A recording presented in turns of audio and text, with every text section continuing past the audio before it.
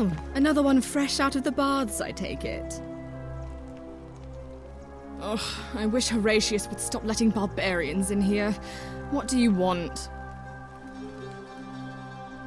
I'm Sentia, eldest daughter of the magistrate, but you'd know that if you'd been invited in here and introduced properly. What are you doing in here, and why are you dressed like that?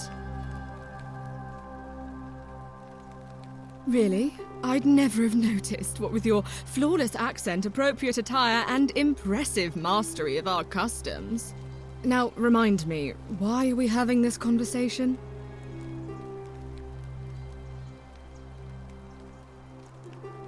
Ugh, what is it with you people? You heard the rumor that my little sister escaped and figure I must know a way out too. Is that it? Well, that's just a stupid rumor. We have no idea what happened to Scintilla. I wish you mouth breathers would just leave me alone. I don't know. Can you? Can you tell me how a person could have disappeared from a city with no exits and no crime? Was she snatched away by the harpies? It was 3 weeks ago. We ate our evening meal together, and I remember she seemed happy. In love. We went into our rooms, I went to sleep, and when I woke up, she was gone. That's it. I think so, yes. But she was very careful about keeping his identity a secret, even from me. Because our father had plans to marry her off, eventually, and even a rumor about her attachment to some mystery man might have ruined those plans. That doesn't surprise me. To him, it was like a prize cow wandering off from its paddock. He's upset, of course, but he says he's too busy with the election to help look for her, so he's letting Horatius do the heavy lifting.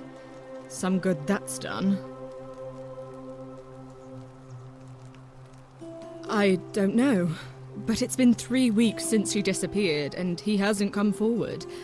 That might speak to a guilty conscience. All I know is, whoever he is, he's still here in the city. You really aren't from here, are you? All Roman women are named after their fathers. I think it's their way of branding us, like cattle to be sold at market. His family name is Sentius, so I'm Sentia because I'm the eldest, and my little sister is formerly Sentia Minor, but she is affectionately known as Scintilla. Why? Because I'm on this couch and not pacing about the villa, wasting energy? I hope you're not insinuating I'm somehow pleased with her disappearance.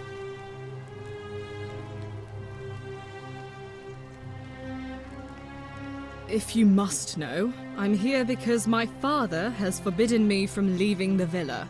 I couldn't bear to lose you too, he says, as if he loves me, and not because he needs at least one daughter he can trade off. So you'll help me find her?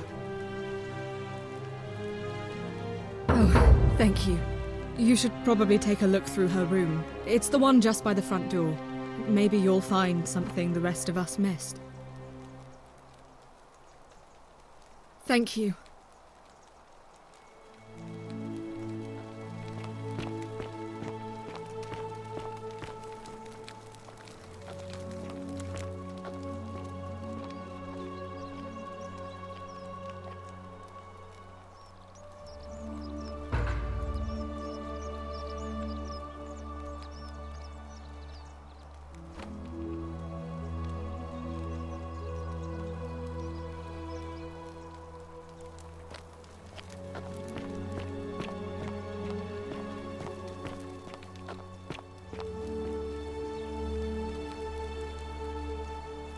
What have you discovered?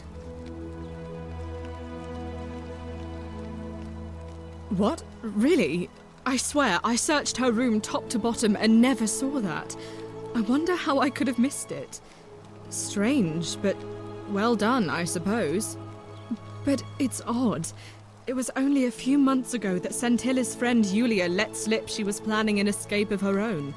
And yet, Yulia's still here. You should go and speak with her. Find out if she knows anything. She lives in the villa next door.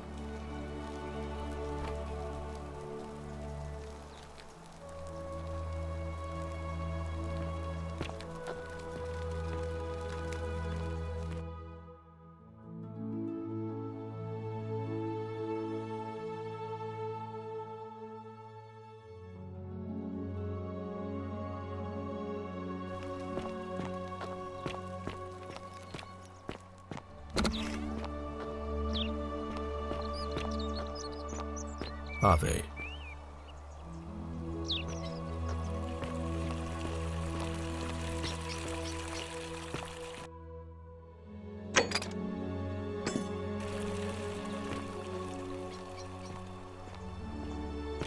The murder.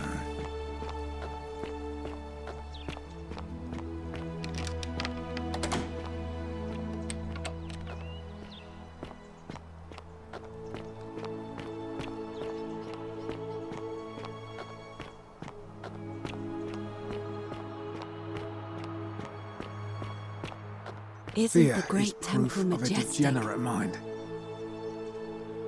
A new face. Ave, and may Vesta watch over you. I'm Equitia. To what do I owe the pleasure of this visit?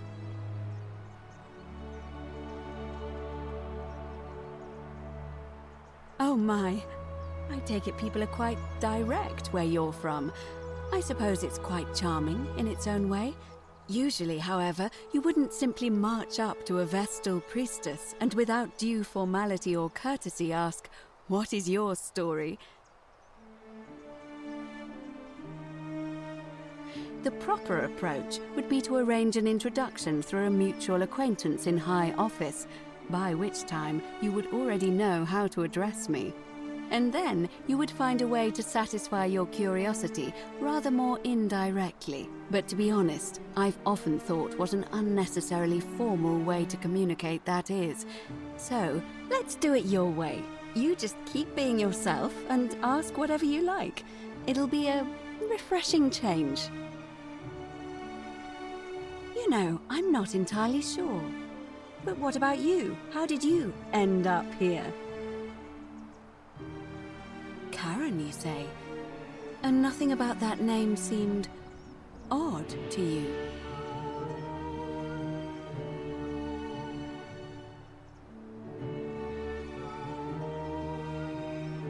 Older.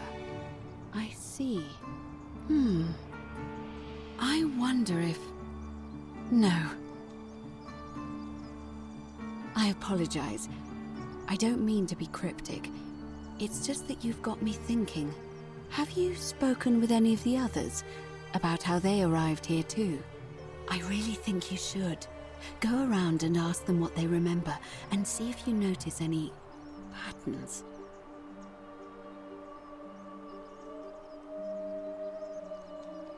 I know. I just don't want to see what happened to Livia happen to you too. Up until a few weeks ago, she was a perfectly productive member of our little community, darning clothes and cutting hair. She was always so chatty, always seeking out newcomers and asking them where they were from and how they wound up here.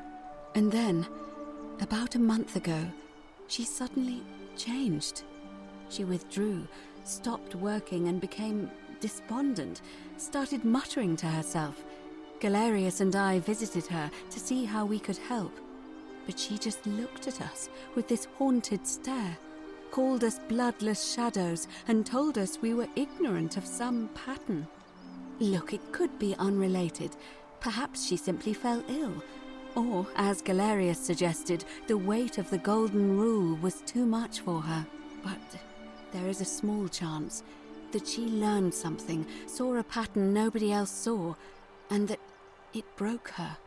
I just don't want to see that happen to you. So be careful, will you? Thank you. Now, go and follow the thread of truth through this labyrinth, and come back to me if you discover any patterns.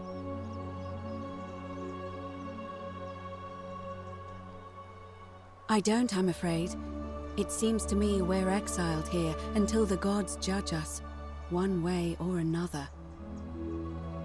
I'm quite sure it's the work of the gods, which is strange because they've never been particularly concerned with our misdeeds, as long as we've kept the peace of the gods.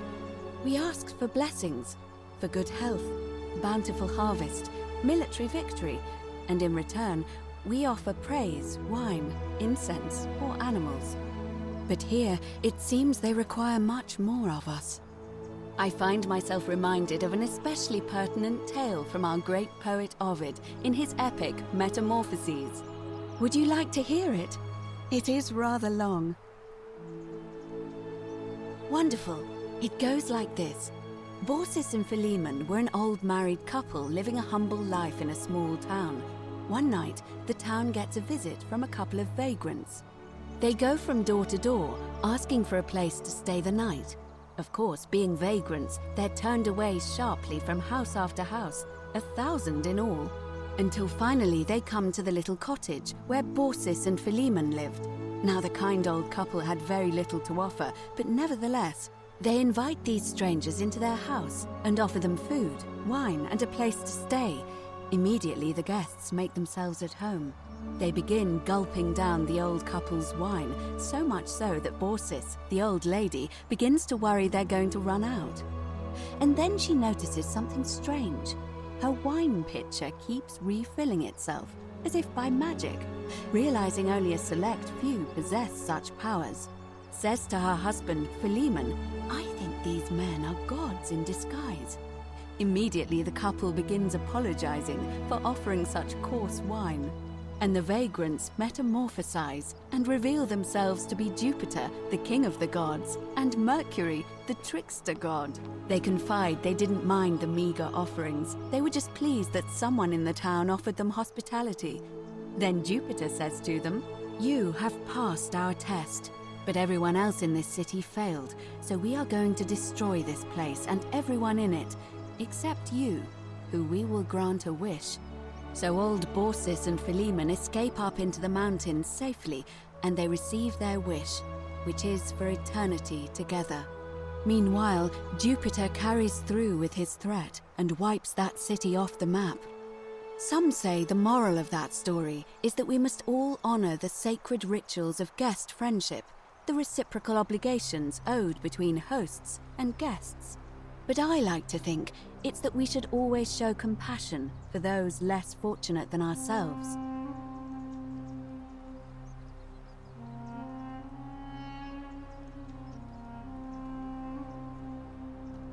A cynic philosopher might take that view, but it's not entirely invalid, I suppose. It must be completed by dusk, just the same as any other official business. It'll be between Sentius, the incumbent, and Malleolus, the challenger. Why do you ask?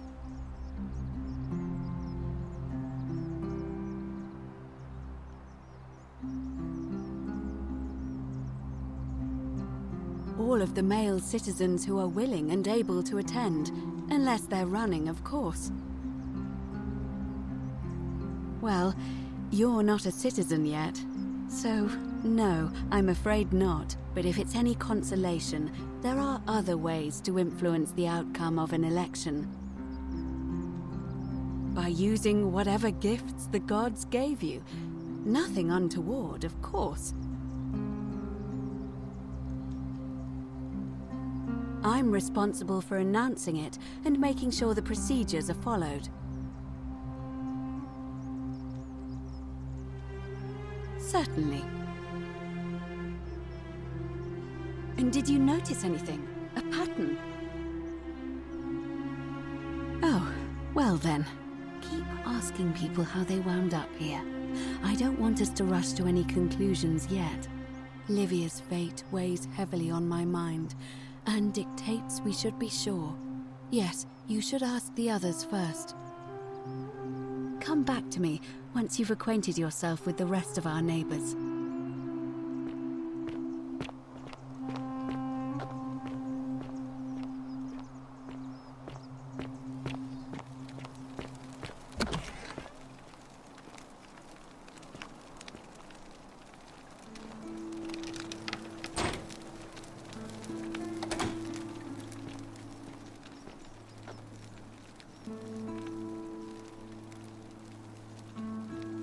Give me a moment. Sorry I'm such a mess. I just lost a patient and a dear friend. Julia. She was a good woman. She was poisoned. She came in here frothing at the mouth. Normally I'd treat her with resin of silphium, a rare plant which is perfect for this sort of thing. And I knew Decius had some at his market stall, right around the corner. So I ran over there, but he just looks at me with this evil smile and says, "That'll be 1,000 denarii." There was no way I could afford that, and he knew it. Then that toad shrugs and says, "Supply and demand. I guess you don't value your friend's life that highly."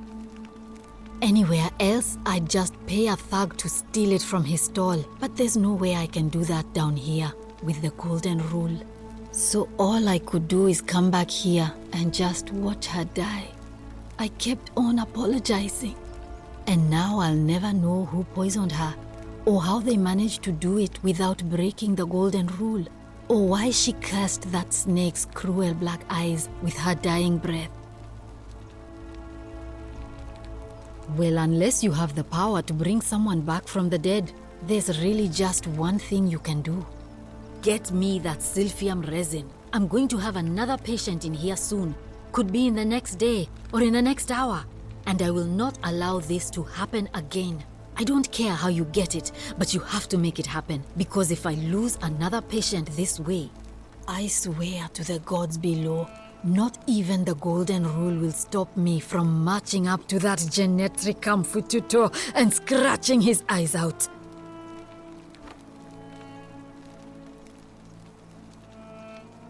Well, come back if you get sick or injured. Day or night, I'll do what I can.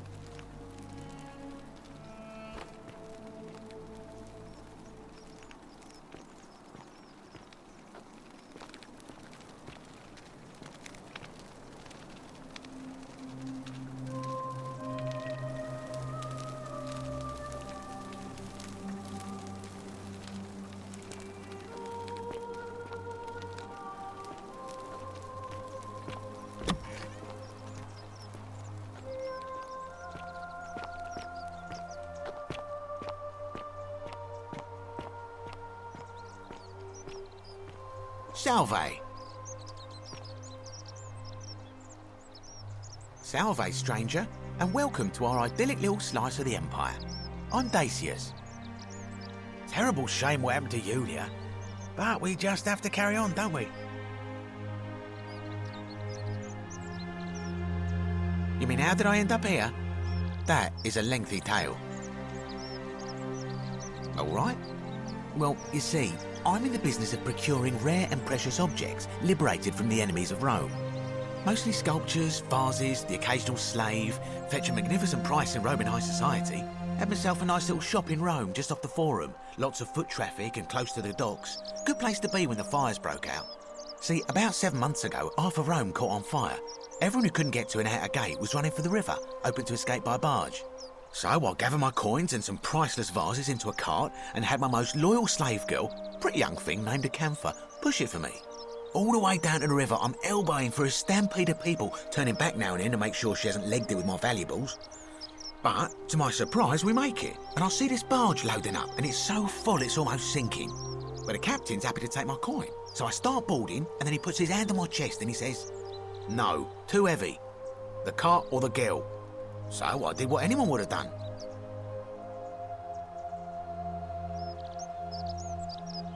Of course I chose the cart. I mean, I can always buy a new slave girl if I still have my money. So I put my hand on the cart, and I guess she realised what was happening because those pretty black eyes of hers go all wide. And in one swift motion, she topples the whole bloody thing into the Tiber.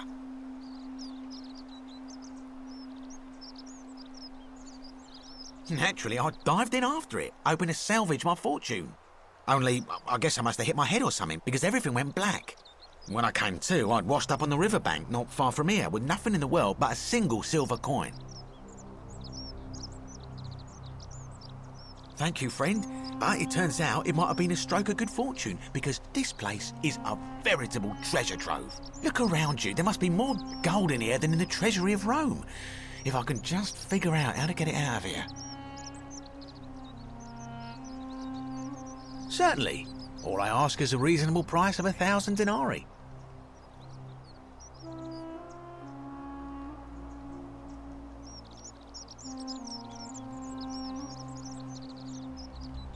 Oh, it's perfectly legal. Simply a question of supply and demand, I'm afraid. Take it or leave it.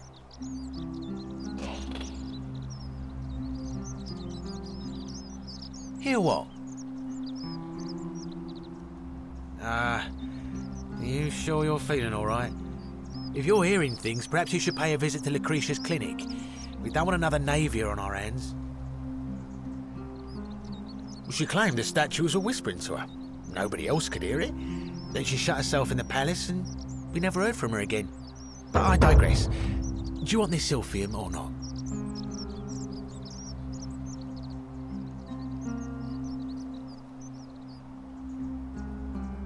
Very well. Perhaps I can interest you in something within your budget?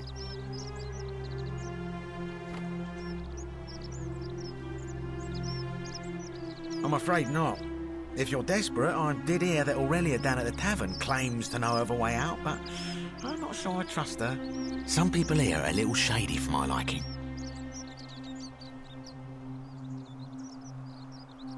Oh yeah, gotta watch out. Old Dacius has got your back though. It's terrible for inflation is what it is. There's so much gold just lying around, it's practically worthless. At least down here. Of course, I have an idea for generating real wealth, but what I need is a bow. Just a simple composite bow. I've scoured this city from top to bottom with no luck. But if you happen to find one, bring it to me and we'll talk.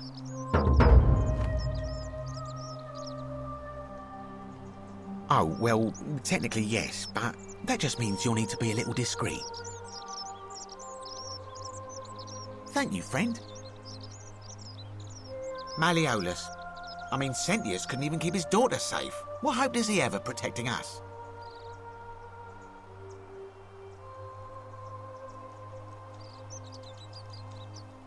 Not going to happen. Very well. Another time.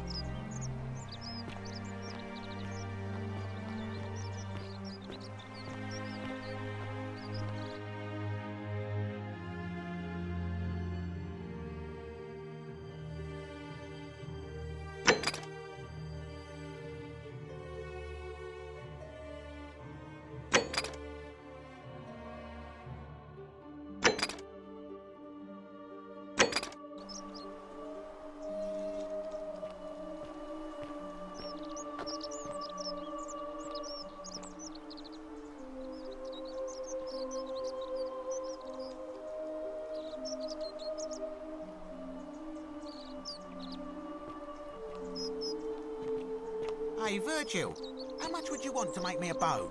For the last time, Dacius, I'm not making you a bow. But why? You know why. But how am I going to defend myself against someone else with a weapon? There are no other weapons in the city. We all went along with the magistrate's weapons ban, so it wouldn't be an issue. That's why I've got to get in first before someone else beats me to it.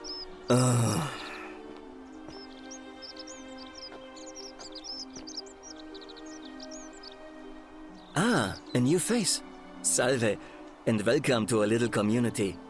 My name's impossible to pronounce for most people, so you can just call me Virgil. You arrived on a sad day, friend. What with Julia's death? I wish we could have met under better circumstances. Well, I'm an architect. Or at least I was back in Rome. That's probably too grandiose a term to describe what I do here. Help out with repairs and try to stop old buildings from collapsing on people, that kind of thing. But you probably don't want to hear about the ingenious architecture or mysterious history of this place.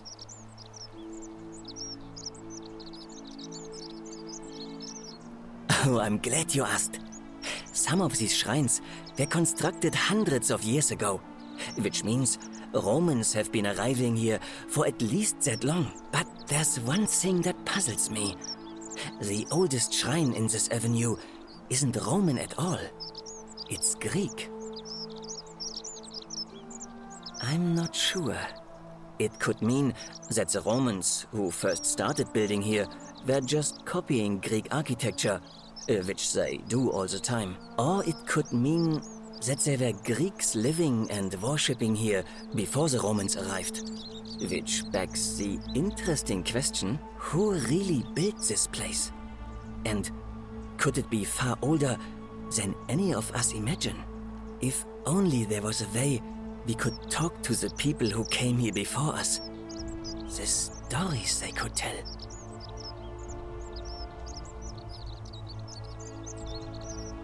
You mean the Great Temple?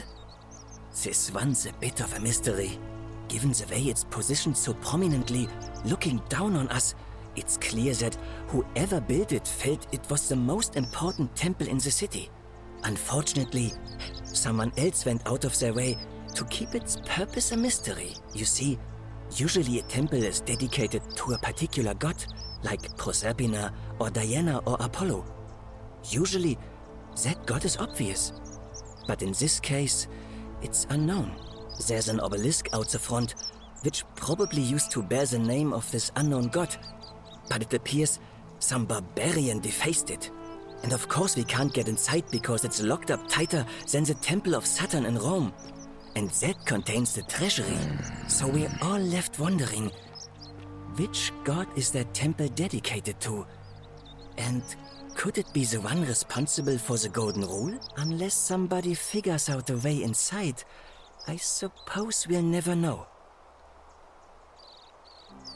Gladly. Personally, my favorite thing about this place is the aqueducts. Those series of adjoining arches. They're an ingenious feat of Roman engineering with a very practical purpose. They take fresh water coming from outside the city and distribute it all across the chasm. It's funneled below the palace and into a cistern beneath the Great Temple.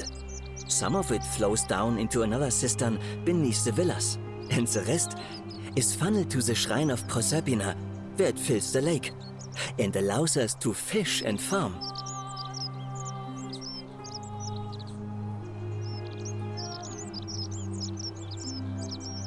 Hey, not so loud. Just talking about that could anger the gods for all we know. I'm not saying it's impossible, but you'd have to find a way inside somehow. Just, please, try to be a bit more discreet about it. Of course. Nice to talk to you.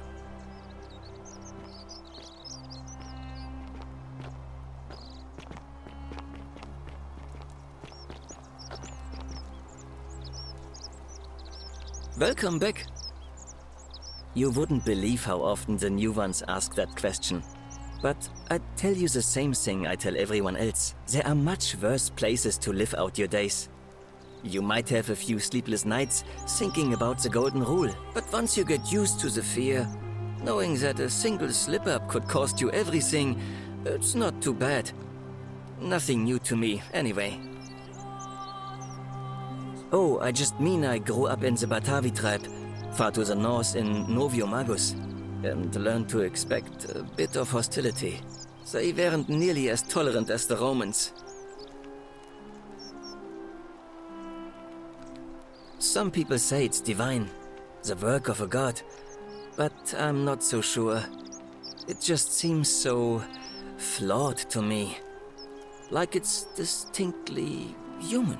I mean, once you've been here long enough, you'll notice people doing things that just seem so wrong to you.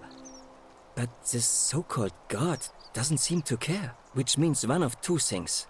Either you don't know the difference between right and wrong, or this unknown god doesn't. And I'm pretty sure I know the difference. Do you? Good. Then I'll hope you'll agree that there are only two ways of dealing with unfair rulers. The first is to leave. The second is to remove the ruler from power. And it seems leaving may not be an option.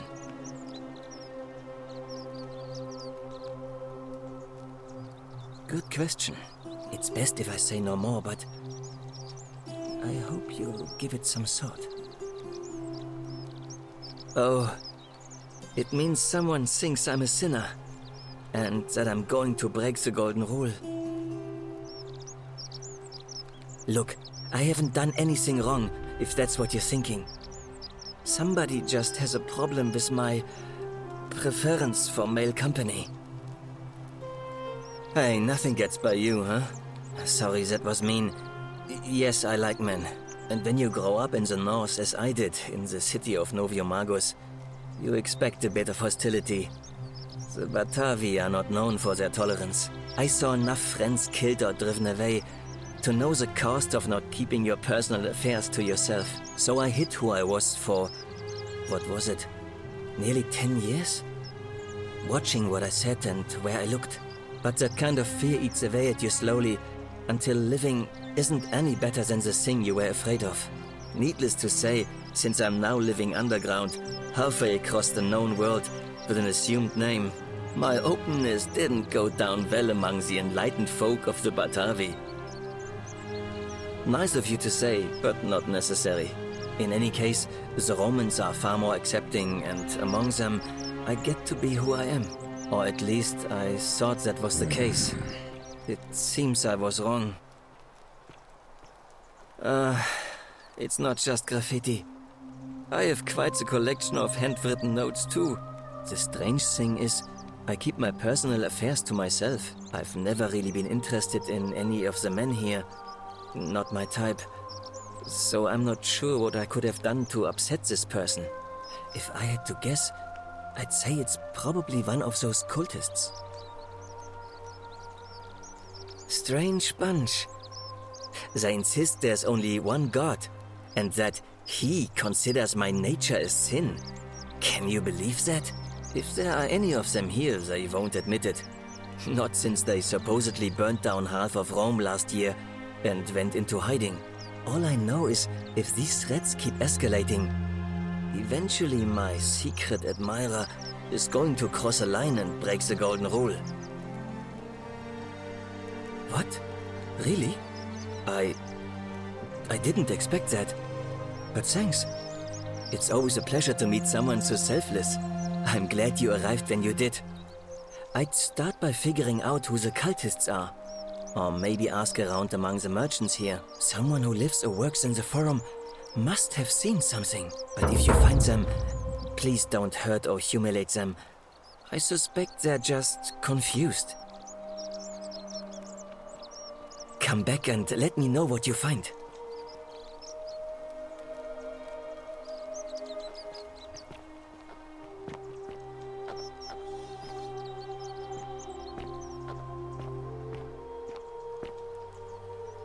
Help! You have to do something! A man arrived in the baths. A real nasty sort, with his face all covered up. And he's got a weapon. You have to do something, or he's going to break the golden rule.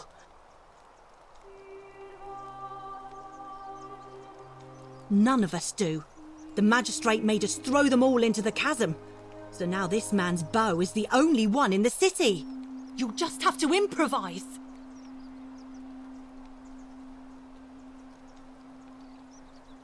Thank you. He's still in there, somewhere. I have to hide. Find me in this empty shrine when it's over.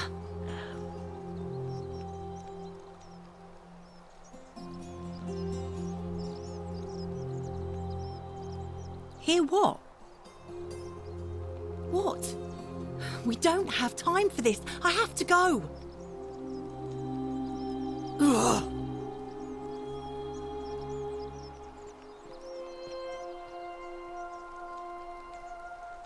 The shrine is collapsing!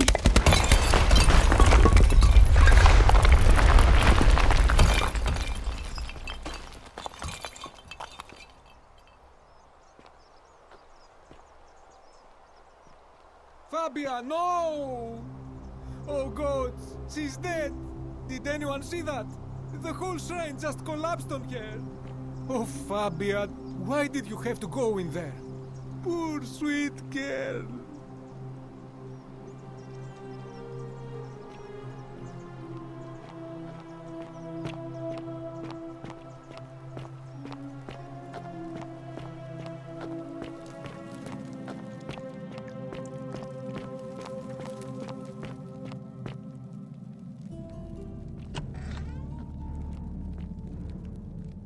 stop right there. I'm looking for Tiberius Quinctius Crispus, otherwise known as Quinctius. Do you know where he is?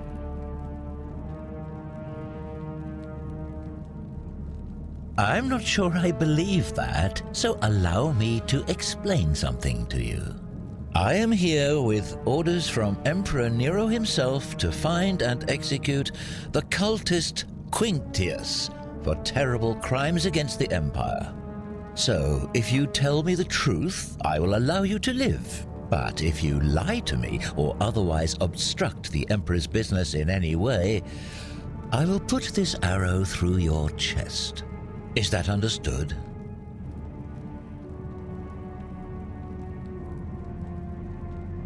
Thank you. Now tell me, who are you people, and what is this place?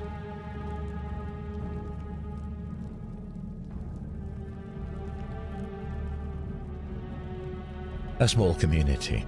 Ha! I was told Quinctius was a cultist, but I never thought he'd be foolish enough to lead me right to the heart of his mystery cult.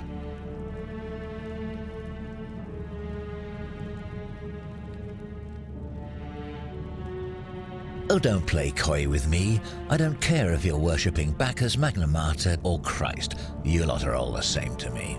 Always sneaking off to your secret sanctuaries, indoctrinating each other with your little mantras.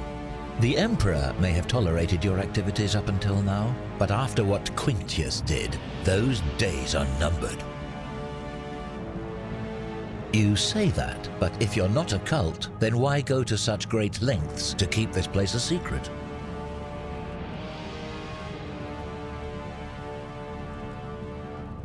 So you admit you're not allowed to leave.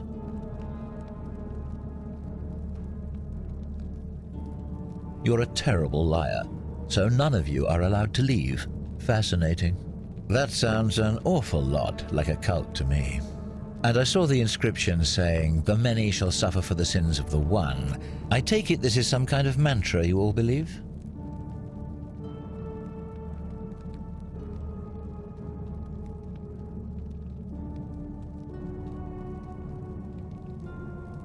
Another lie. So you really do believe that? Fascinating.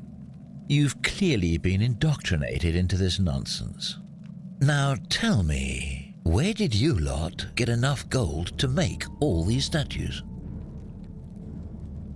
You lot are practicing human sacrifice too. You people disgust me.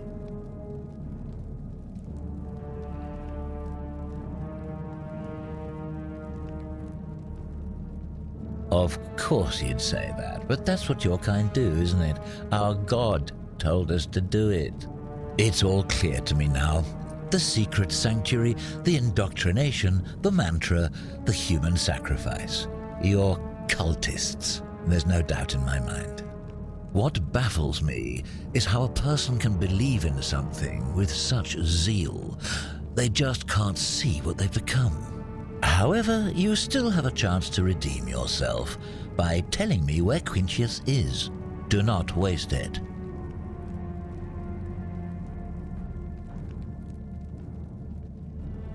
Very well, here's what I know. He's a 40 to 50-year-old man with distinctive eyes, one green and one blue. He's also known to have delusions of grandeur.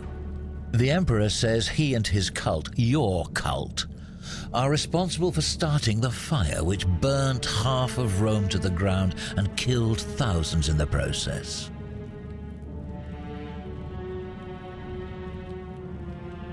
All I know, all I care about, is that the Emperor believes he is guilty and wants him dead. The details are not my concern.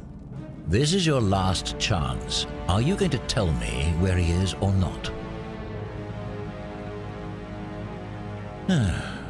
Then you're of no use to me. Do you have any last words?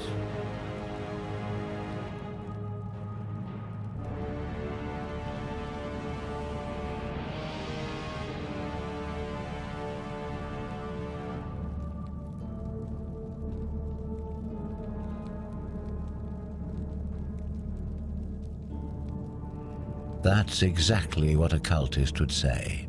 Now it's my turn to tell you something.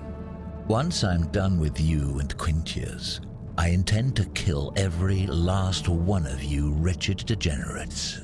And I can think of nothing I'd enjoy more. The many shall suffer for the sins of the one. All these innocent people.